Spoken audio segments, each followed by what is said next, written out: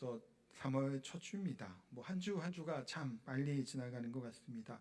조금 지났습니다만 지난 3월 1일인 이제 3.1절이었고 3.1절 102주년이 되는 날이었습니다. 수많은 사람들이 만세 운동을 벌였던 날이죠. 일본 제국주의에 저항한 뜻깊은 날이 바로 이 3.1절이라고 얘기할 수 있습니다.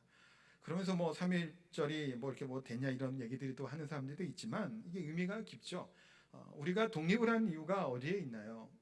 원자폭탄이 일본에 떨어지고 일본이 항복을 해서 우리나라가 이제 그 독립을 하게 됐던 이유겠죠. 그런데 만약에 우리나라 그 사람들 저항을 하지 않았더라면 뭐 저항의 의지를 전혀 갖지 않았다면 독립운동을 하고 또 이렇게 만세운동을 하지 않았다면 아무리 원자탄이 떨어지고 또 아무리 일본이 항복한다고 해도 우리 조선이 뭐 대한민국이 되는 일은 없었을 겁니다. 국제사회에서도 이 조선이라고 하는 나라, 이 민족이 독립의 의지가 있다는 것을 보여줘야 그들도 움직이겠죠. 하여튼 뭐 그런 것을 보게 되면 이 독립운동을 하고 또 3.1절에 만수운동을 했던 것은 귀하고 정말 뜻깊은 의미 있는 그런 것이다라는 생각을 해보게 됩니다. 또 3.1운동, 이제 만세운동을 전개했던 분들 중에서 또 그 많은 분들 중에 이제 그리스도인이 많았다는 얘기를 다들 아실 거예요. 전체 인구에 비하면 뭐 몇 퍼센트 되지 않았던 그리스도인이고 기독교인이었는데 그분들이 중추적인 역할에 또 감당을 하죠. 뭐 독립 운동을 했던 33인의 그 역할도 인원도 보면 한 반 정도 이상이 우리 기독교인들이었던 것을 보게 됩니다. 우리의 선조들이 이렇게 목숨을 걸고 또 독립을 위해서 애쓰고 수고했던 날을 기리는 것이 3.1절이다라는 생각을 또 해보게 됩니다. 우리가 나라를 위해서 그래서 기도하는 것, 애국, 애국이라는 표현이 좀 어떻게 쓰는지 모르겠지만 나라 사랑하는 거니까 좋은 의미죠. 하여튼 나라를 사랑하고 애국하는 것 귀하고 복된 일이고 중요한 일입니다. 근데 혹시 나는 뭐 내 신앙생활만 잘하면 되고 우리나라가 어떻게 되든지 뭐 별로 관심도 없어 라고 생각하는 분들도 혹 있을지 모르겠어요. 내 신앙 내가 그냥 하면 된다고. 근데 그렇지가 않죠. 나라가 온전하게 잘 쓰고 나라가 바르게 서야 우리가 신앙생활 하는 것도 또 우리 삶이 더 하나님 앞에 복되게 살 수 있음을 우리가 기억해야 됩니다.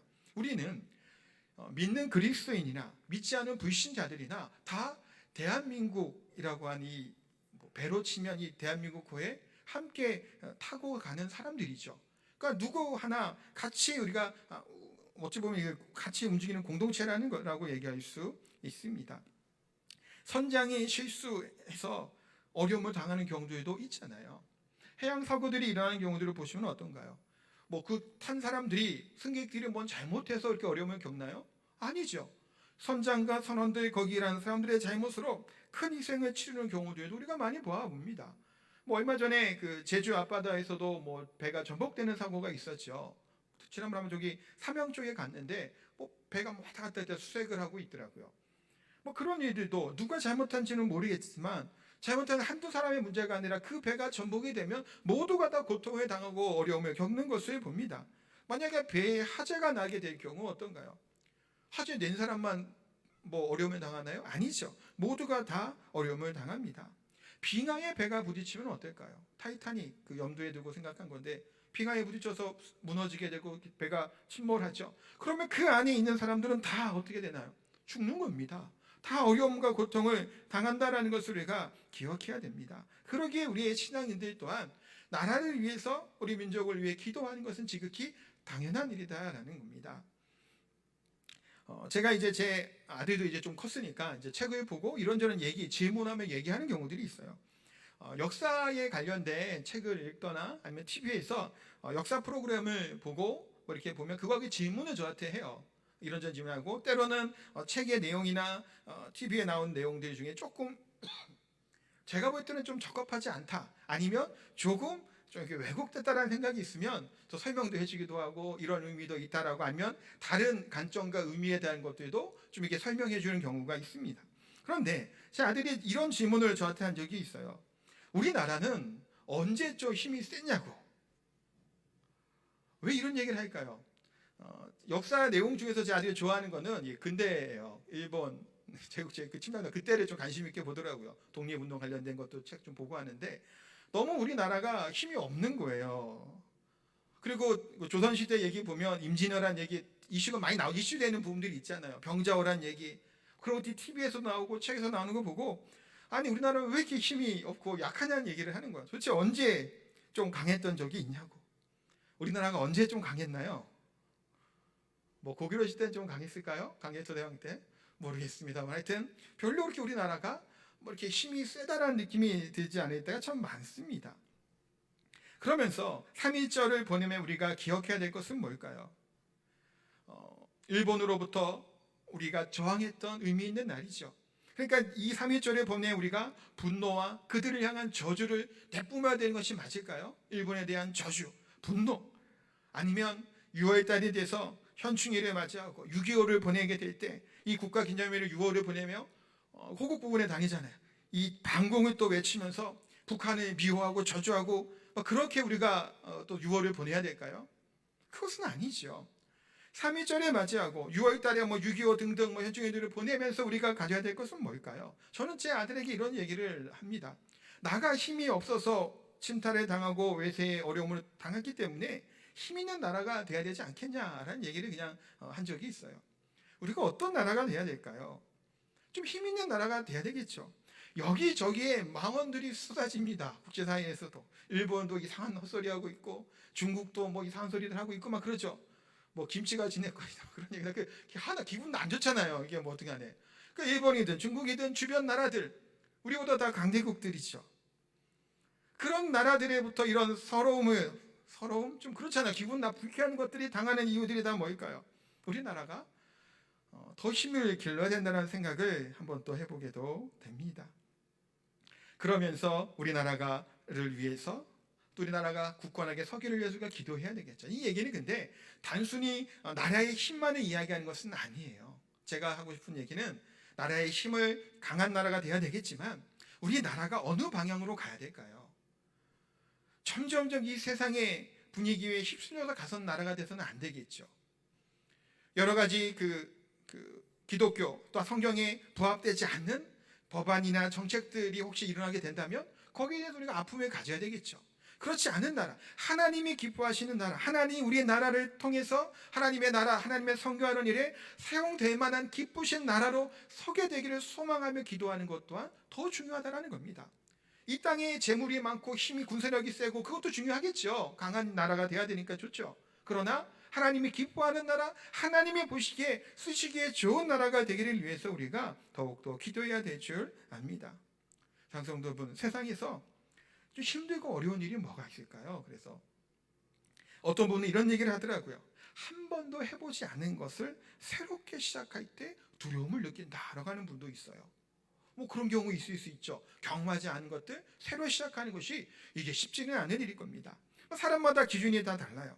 근데 그러면서 또 다른 생각이 든 것은 뭘까요? 한 번도 안 해본 것을 다시 처음에 시작하는 게 스트레스 받고 힘들겠지만 과거에 실패했던 것을 다시 시도하는 것 어떨까요? 더 힘들 거라는 생각을 해보게 됩니다. 이성에게 아니면 누군가에게 뭔가를 좀 항상 거절을 당하며 살아왔던 한 청년이 있다면 그 청년은 다른 어떤 자매에게 사랑을 고백하고 교제를 신청하는 것이 쉽지가 않죠. 이 떨리는 겁니다. 두려워요. 실패했기 때문에. 결혼한 분들 중에서 혹시 이혼하는 경우들이 생기면 어떨까요? 또다시 다른 사람을 만나 결혼한다는 것이 쉽지 않을 겁니다. 그 받았던 상처가 있고 두려움이 있기 때문이겠죠. 젊은 청년들이 여기저기 이력서를 내고 입사를 하려고 해요. 그런데 갈 때마다 다 떨어지는 겁니다. 처음에는 자신만만하게 이력서를 내고 면접관 앞에 서겠지만 여러 번의 것으로 반복해서 떨어지게 되면 자존감은 바닥을 찍게 되겠죠. 내가 취업을 할 수 있을까라고 하는 두려움에 빠지게 됩니다. 내가 과연 결혼할 수 있을까라는 생각에 갖게 되죠. 열심히 우리가 신앙생활을 하면서 기도를 한다고 해도 하나님의 기도를 응답을 받지 못할 때 우리가 어떤 생각이 드나요? 뭐 기도회를 한다고 기도하자고 얘기해봐야 별로 마음에 감동이 되지 않아요. 많은 사람들이 대부분 무엇인가를 시도하다가 실패하게 되면 다시 그것을 시도하는 것에 대한 부담을 갖게 돼요. 왜 이 부담을 가질까요? 같은 이 사건 때문에, 이 일 때문에 또 거절당할까봐, 실패할까봐, 상처받을까봐 그것이 두려운 겁니다. 보통 우리가 많이 얘기를 합니다. 트라우마 생겼다는 얘기를 하죠. 사소한 것에도 트라우마가 있잖아요. 찹쌀떡을 참 좋아했다가 먹고 취하면 그 다음 찹쌀떡을 먹나요, 안 먹나요? 안 먹습니다. 뭘 먹다가 뭐 취하기만 해도 그거 다시 먹기가 쉽지 않다고들 이야기를 해요. 물론 저는 잘 먹습니다. 취하고 뭐 그거 해도 그런 거 잘 먹습니다만 대부분 그거 어려워요. 왜 그럴까요? 한번 아프면 그 아픈 상처, 이 고통, 이것을 다시금 경험하고 싶지 않은 것이 우리 인간들의 마음이라는 겁니다. 그러기에 과거의 고생들, 어려움을 극복하고 딛고 일어서는 것이 매우 중요하다는 거예요. 우리가 너무 과거에 매여 살면 안 된다는 겁니다. 과거의 두려움과 실패가 우리 지금의 앞으로 나아가는데 발목을 잡아버려서는 안 된다는 거예요. 실패와 좌절, 때로는 우리가 겪을 때가 많이 있잖아요. 쉽게 이것을 극복하기 쉽지는 않습니다. 어린 시절에 뭐 남자분들은 싸움 같은 것만 해보시잖아요. 싸움을 막 하다가 어떤 친구랑 싸우는데 내가 좀 더 많이 맞았어. 그러니까 내가 좀 졌어, 싸우다가. 코피가 터졌든 뭐 하든. 그러면 그 친구가 다시 덤벼들까요? 대부분 덤벼들지 못해요. 그냥 찍소리 못합니다. 그 애한테는. 졌기 때문에. 다시 극복하기가 쉽지 않아요. 그런데 또 덤비고 또 덤비고 또 덤비는 사람이 보고 뭐라고 보통 얘기하나요? 독종이라 그러죠. 그래서 쉽지 않기 때문이에요. 우리가 과거의 상처들, 아픔들, 중대한 일들, 그 가운데 좌절감을 가져갔던 일들, 이것들을 향해서 우리가 때로는 우리가 회피하고자 합니다. 떠나고자 하죠. 그렇게 다시금 그 아픔에 경험하고 싶지 않아 하는 경우들이 너무나도 많습니다. 그러니까 실패를 하고 상처를 받으면 그냥 주저앉거나 아니면 회피해 버리려고 해요. 맞닥뜨리려고 생각을 하지 못할 때가 너무나 많습니다. 그냥 덮어버리고 싶고 포기하고 싶은 문제가 있을 때 그걸 어떻게 해야 될까라는 생각이 들죠. 오늘 본문에 소개하는 느헤미야는 어떤가요? 자기 나라가 망하고 포로로 끌려갔. 그래서 이방 땅에서 태어난 사람이 바로 느헤미야입니다. 우리나라가 일본으로부터 하는 그 기간보다 2배나 더 되는 기간 동안 나라를 잃었던 것이 느헤미야가 겪은 상황이죠. 근데 느헤미야는 포기하거나 체념하지 않습니다. 이 실망의 자리에서 아닥사스다 왕의 총애를 받고 이방의 높은 관직까지 올라간 사람이 느헤미야입니다. 근데 어느 날 느헤미야에게 고향에 다녀왔던 형제 하나니에게 그런 사람에게 소식을 듣게 됩니다. 그들은 예루살렘 상에 어떠한 것들을 물어보고 보고를 해오죠. 그 충격적인 소식을 듣는 게 2절, 3절에 관련된 내용입니다. 이 말씀 같이 한번 읽어보도록 합니다.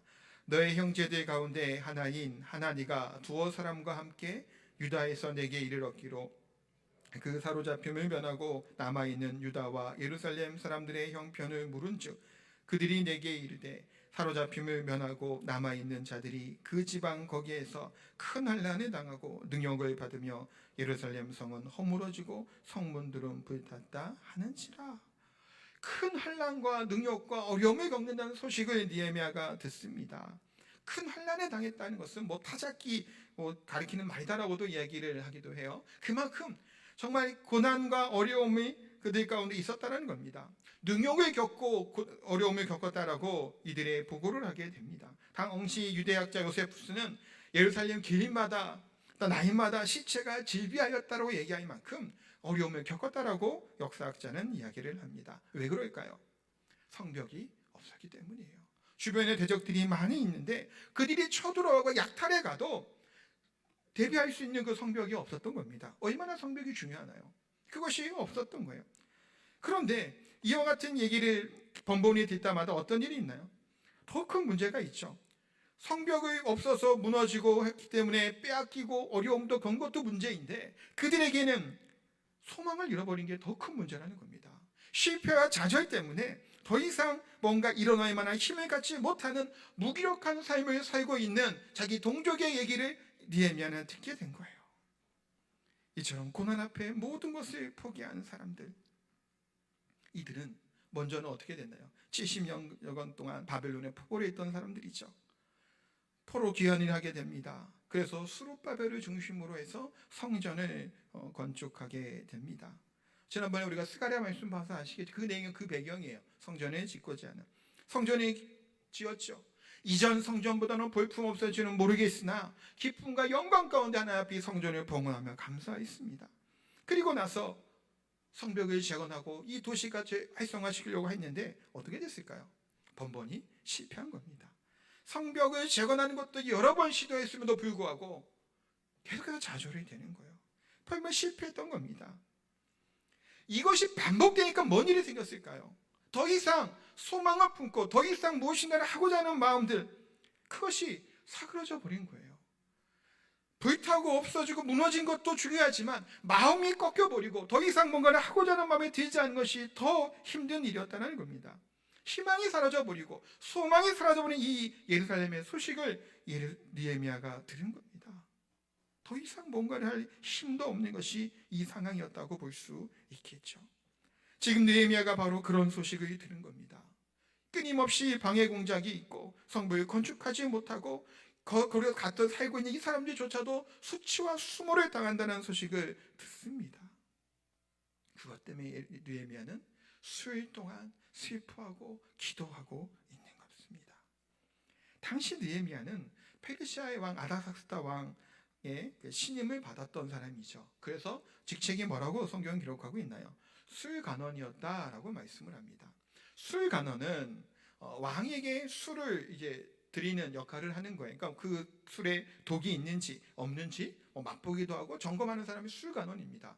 그러니까 당시 고대에 술이라고 하는 것이 친밀하게 밀접하게 연결되어 있잖아요. 그러니까 정말 그 왕이 신임하지 않으면 이 사람을 임명하지 않아요. 신임하는 사람에게 임명하는 직책이죠. 그러니 느헤미야의 위치는 그래도 권력의 나름 핵심의 위치에 있었던 사람이 느헤미야입니다.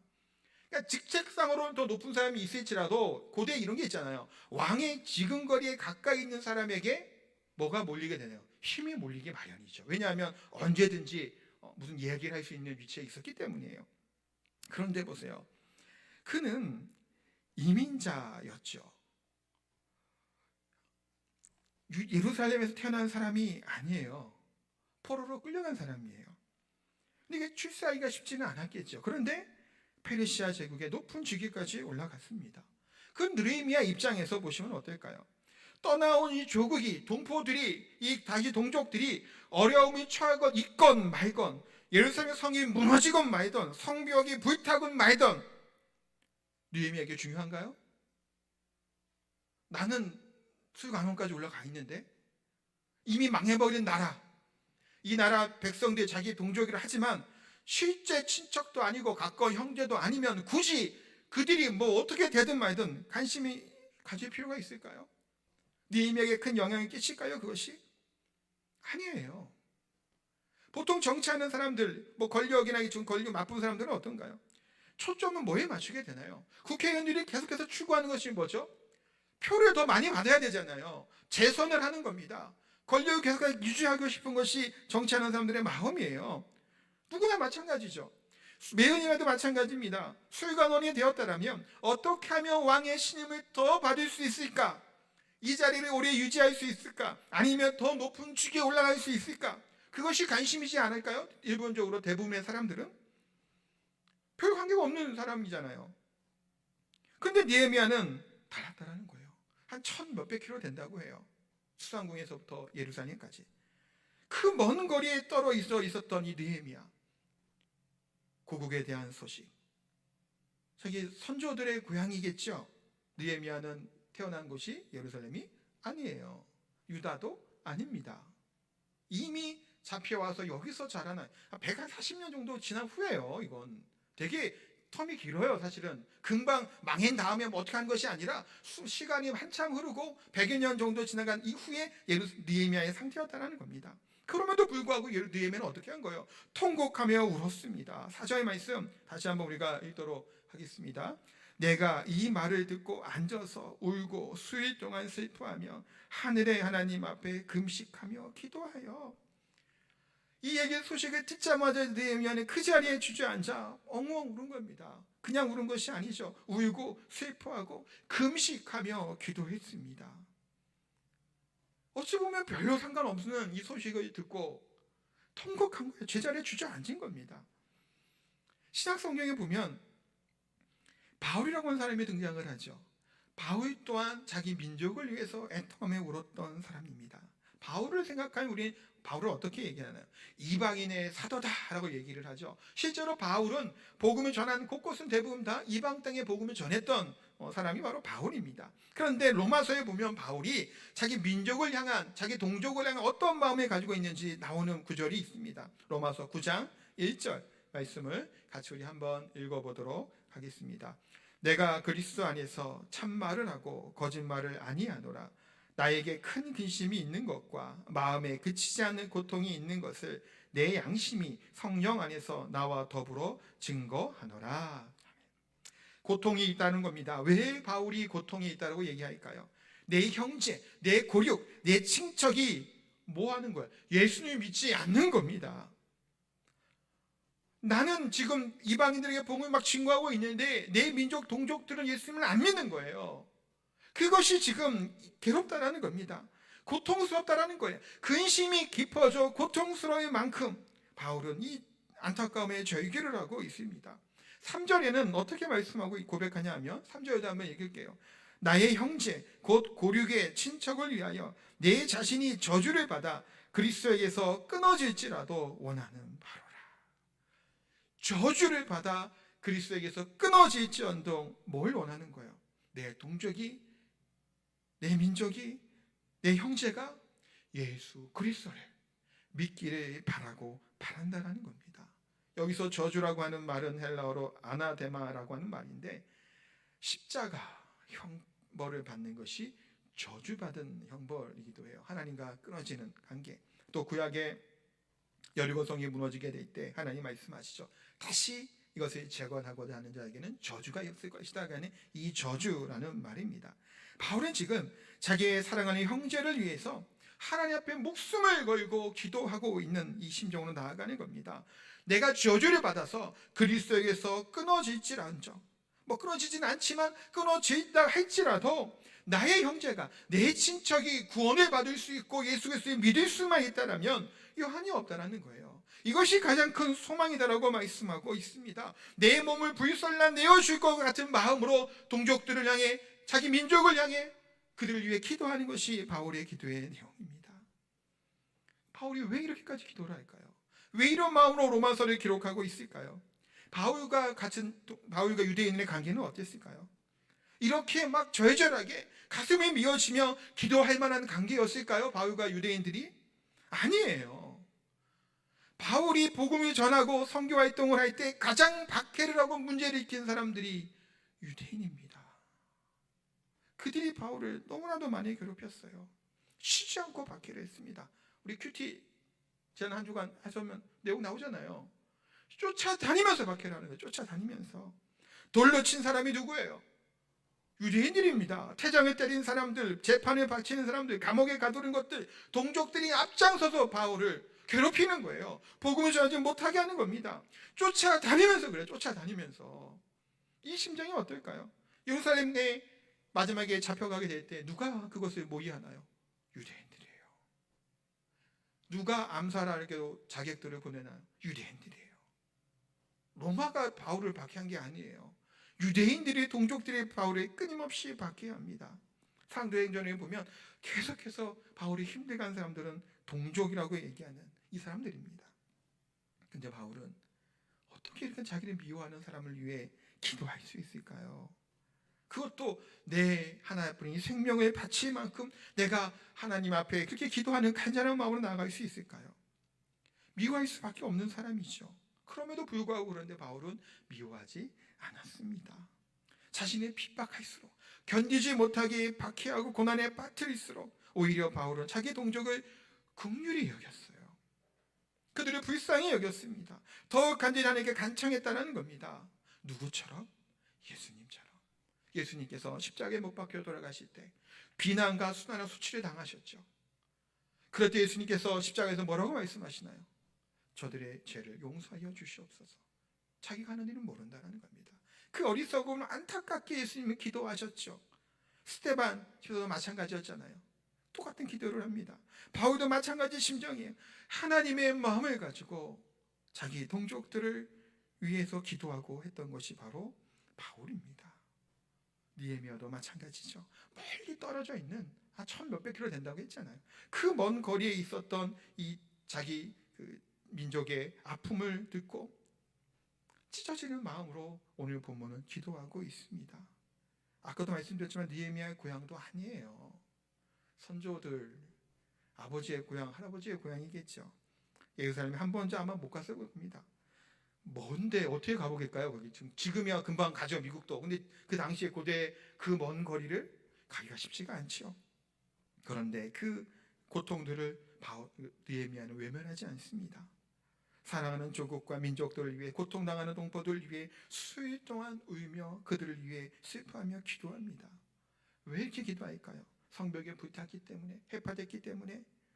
물론 그렇지만 느헤미야의 마음에 이 민족을 사랑하는 마음이 절절했기 때문에 민족을 위해서 기도합니다.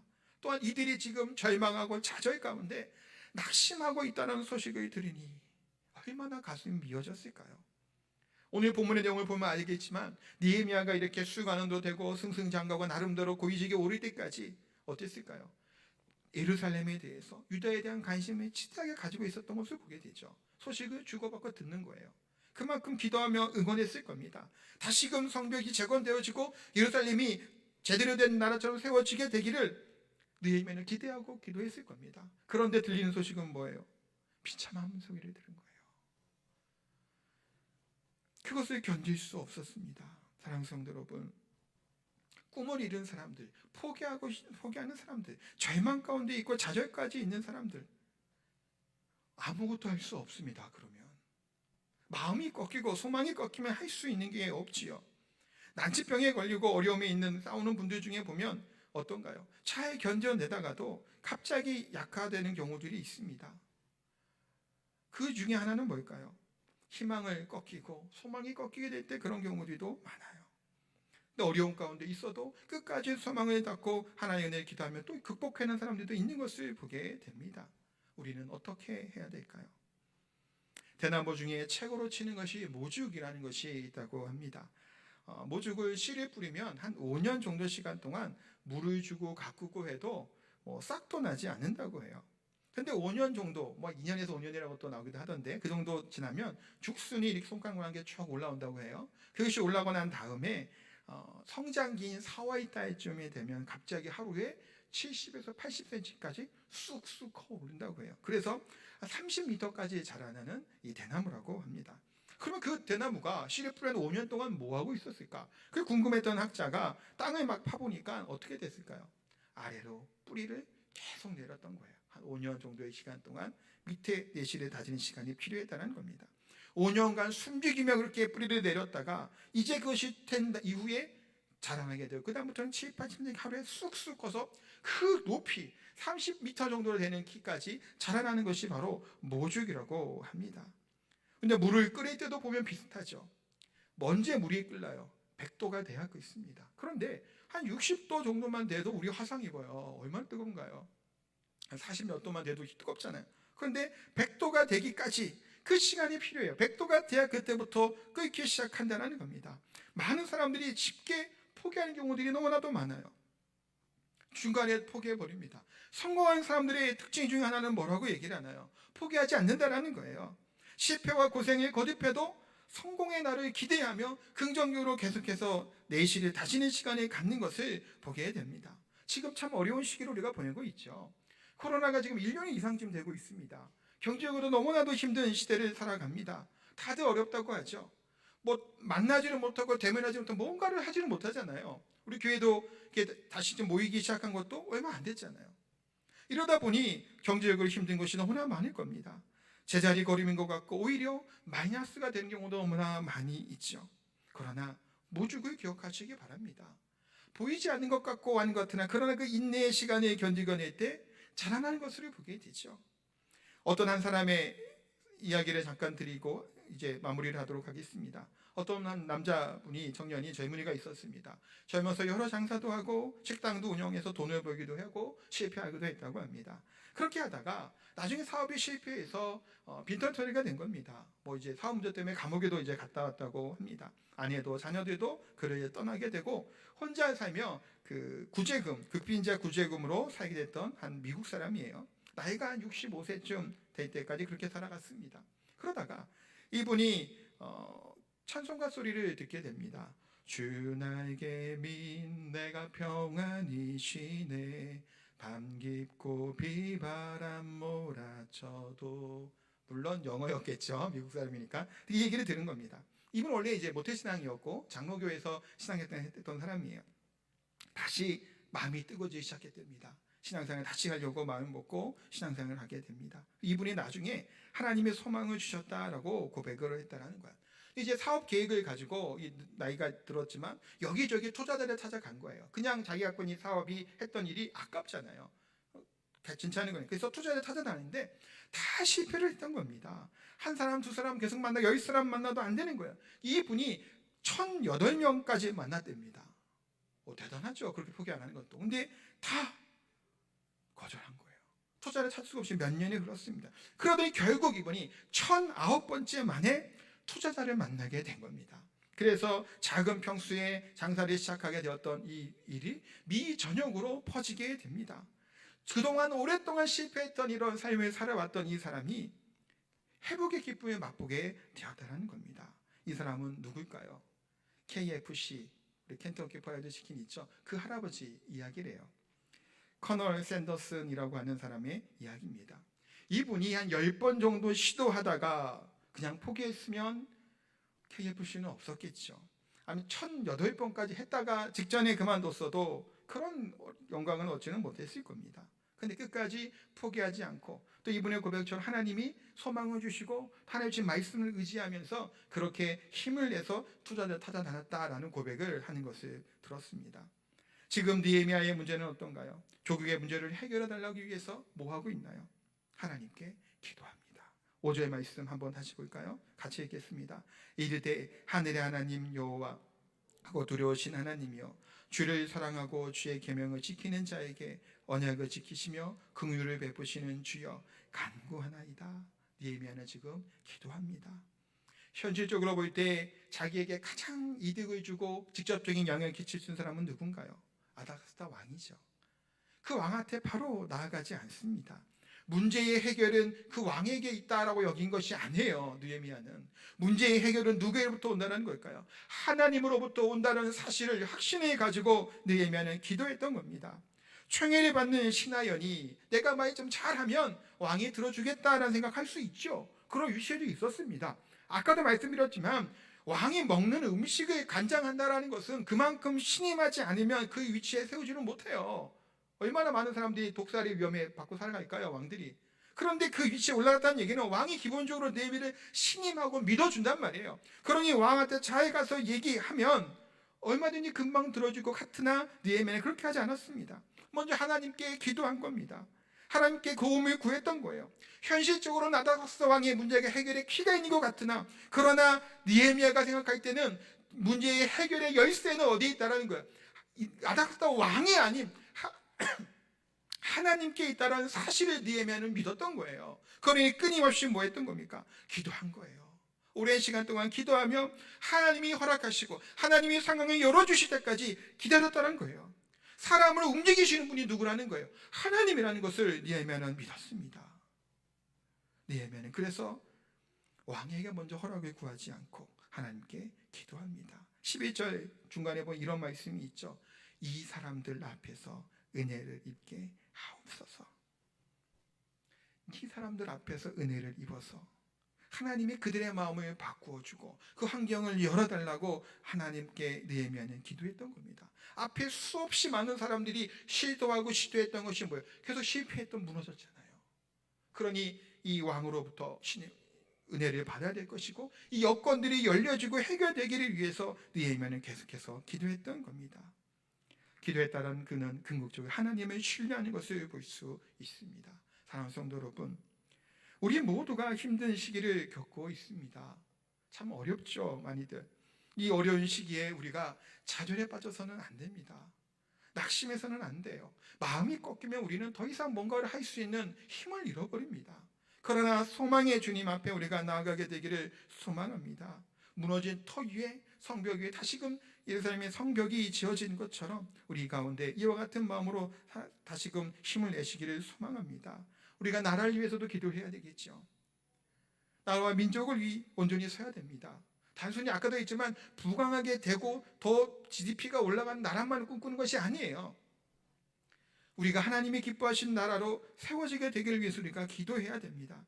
자식을 위할 때, 사업을 위해서, 우리가 교회를 위해서 지속적으로 소망을 품고 기도해야 되겠죠.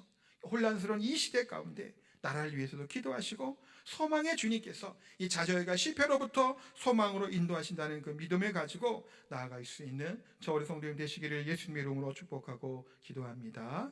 우리 같이 찬양하도록 하겠습니다. 나의 백성이 찬양하고 기도하도록 하겠습니다.